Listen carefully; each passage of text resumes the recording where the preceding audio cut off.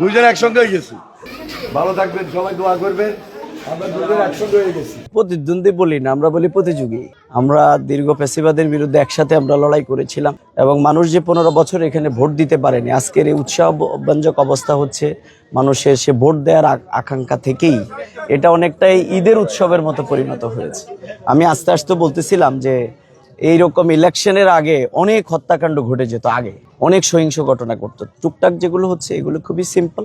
আমরা আশা করি যেভাবে ভোট হচ্ছে, এই ভোটের মধ্য দিয়ে যে রেজাল্ট হবে এটি জনগণের দেয়া রেজাল্ট, সেটি অবশ্যই আমরা যার জন্য যেটি আসবে সেটি আমরা মেনে নেব। দুইজন একসঙ্গে হয়ে গেছি। এখানে একটা মিলন মেলা হয়ে গেল। হ্যাঁ, না, এটা ইতিহাস।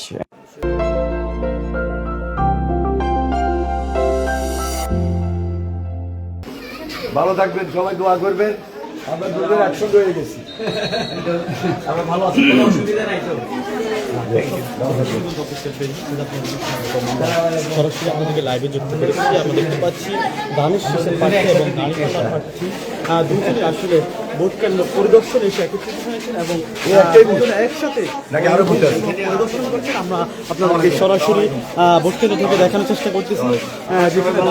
দানিশ শেষের প্রার্থী দানিশালার প্রার্থী ডক্টর রেজাউল করিম, তারা দুজনে আসলে একই সাথে ভোট কেন্দ্র পরিদর্শন করছেন এবং ভোটারদের সাথে শুভেচ্ছা বিনিময় করছেন এবং তারা ভোট কেন্দ্রে ভোটারদের খোঁজখবর নিতে একই সাথে আছে।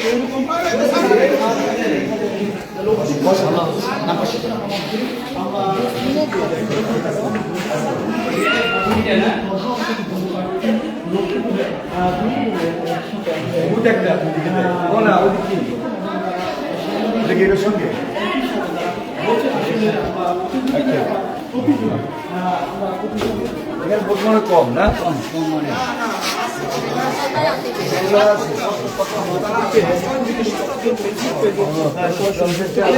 আমাদেরকে দেখানোর চেষ্টা করতেছি দুজন প্রার্থী আসলে মোস্ট পপুলার এবং যারা নির্বাচনকে জমিয়ে